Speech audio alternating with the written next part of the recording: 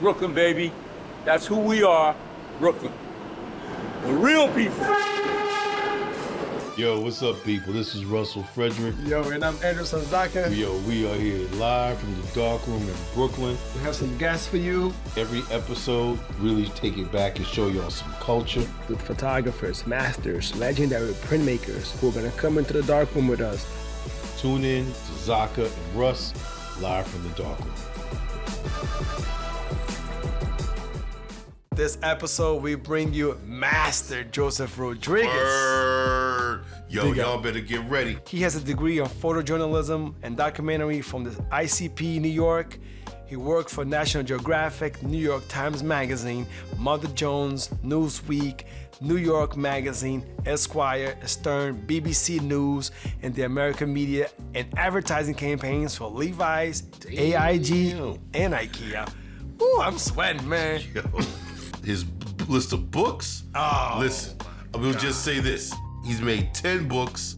Some of his greatest hits are Spanish Harlem, East Side Stories, Juvenile, and his latest is Taxi. We want to salute the hero, the mentor to many, OG Joseph Rodriguez. You know, I'm with my Brooklyn brothers here. I'm humbled today because Darkroom Masters started with someone who was so important to me, so important to my life. I met Buford Smith when I was coming out of Rikers Island. I was a mixed up guy. I was out there shooting drugs. Buford gave me an alternative to say, yeah, you can still shoot. You shoot with a camera.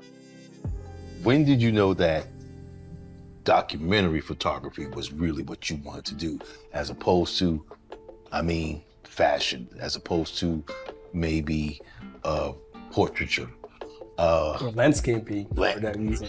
Indeed. Well, it came in stages, because when I was very young at 19, 20, and I'm meeting Buford Smith and being exposed to photography, I did it for fun. I was an amateur, right? I used to bring in my friends and my family to the house and just photograph them, and also on my block, right? I lived on Cumberland Street in Fort Greene, and that's when everybody hung out on the stoop. That's when people played dominoes right in front of the building.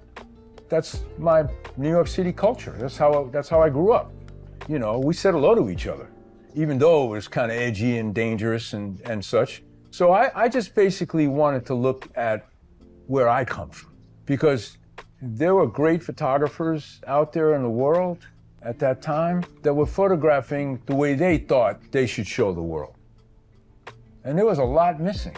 When I was getting more serious about photography and studying photography at the International Center of Photography, you know, I would read the daily papers, and all I would see, you know, in a neighborhood that was close to my heart, Spanish Harlem, you know, I saw, it was always the crime that they would report on. You know, it was always about, you know, the sick babies or the garbage in the back or the violence. And I knew deep in my heart, I knew in my soul that there was more to say about people like the people of Spanish Harlem, which, you know, I went on to do in Los Angeles, or I went on to do in Romania, or I went on to do everywhere in Africa, or other places in the world that I had the opportunity to investigate and look at. Yeah. But most importantly, was really about who we were as a city, right?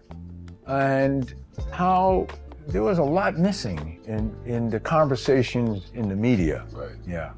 So I felt this sense of drive, this dream, if you want to call it that, which is, we all have to start with a dream, right? Right. And I started with a dream, and then my dream seemed to be being formalized, and then it was more about the dedication, and then the most difficult is discipline.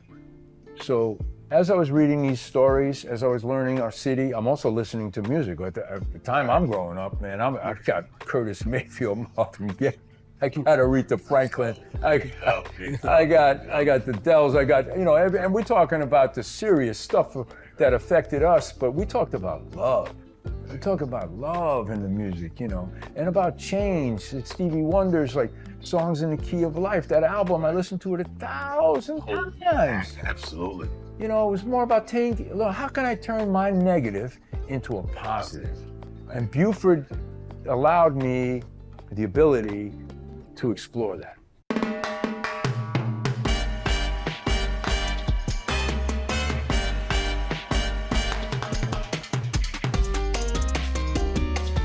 So when you shoot on the streets, you just have your camera and that's about it. When you do your commercial work, you just have your camera, or you all have the assistants, the lights, the trucks with the production and the whole 9 yards. Oh no, this was a huge production. This was huge. This particular shot I'm supposed to be picking up his daughter to take her out to go have some fun. The mother is over here, father's here. This is HDMIs. This is a huge production here. We have a generator truck, we've got stylists, we've got makeup, there's about 15 people on the set here.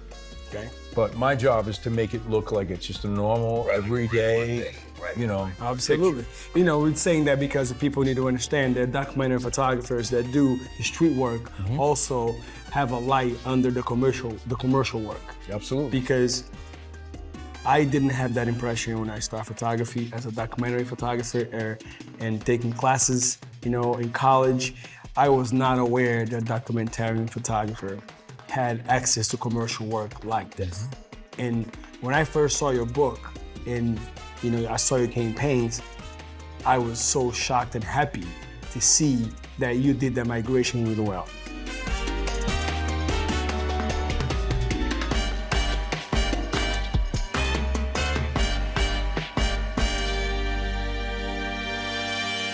Once you met Buford, you took the class, and then you went out, bought a camera, and you already knew that that's what you're gonna do, and then you went to document Spanish Harlem. How did that, from taking the Buford class to Spanish Harlem and finishing that work, did you get paid to do that? Was it on your own? How did that process work out? I had to sort of look at 10 years of my life that I had lost.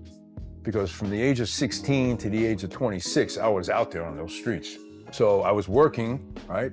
I did explore the camera in a very sort of amateurish way.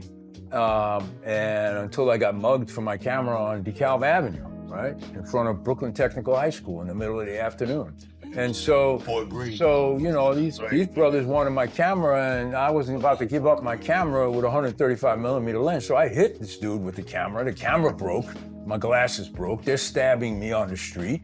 And so I was kind of taken back from photography.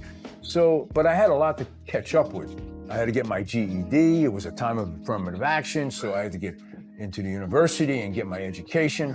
As my mother would say, get my edumacation. You know? So I had those 10 years to try to get Joseph Rodriguez on track. And so it was really more about my university studies. And then after coming out and getting a job working in the graphic arts industry, because that's what I specialized in printing and paper and advertising, it was then that I started thinking differently and started thinking more about photography in a serious way. And it wasn't until a couple of years later that I decided to start going to ICP and help out in the darkroom and clean up and TA for certain teachers. And then that turned into a scholarship. And then I was in school with Robert Blake, and then Fred Richin, who was the head of the documentary photojournalism program, taught me so much. And then I started to understand the power of story. And that's when I started to begin about looking at Spanish Harlem. But before that, even before I was in school, I was driving as a taxi driver, always part-time, sometimes full-time. And when I got into the ICP, I didn't have time to really go out and photograph, and I didn't have that much money. So I could allow myself 2 rolls of Tri-X a week, and I started photographing my job. And it was called, the essay is called Taxi Journey Through My Windows, which was pretty much how I was seeing the city through car windows. Right. Yeah. And that's what we're celebrating somewhat today with this new book, Taxi Journey Through My Windows, 1977, 1987. So there was a journey for Joseph Rodriguez, which happened in stages, right?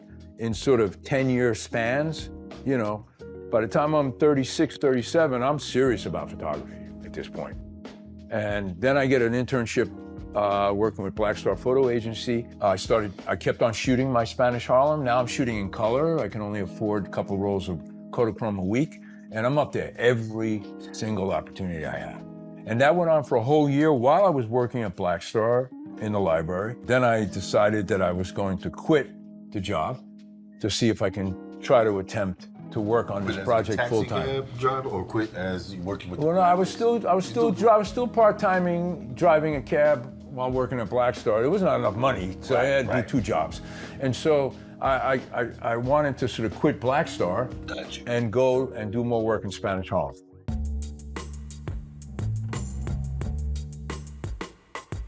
So I'm around the country, and we're in Jackson, Mississippi with this particular physician.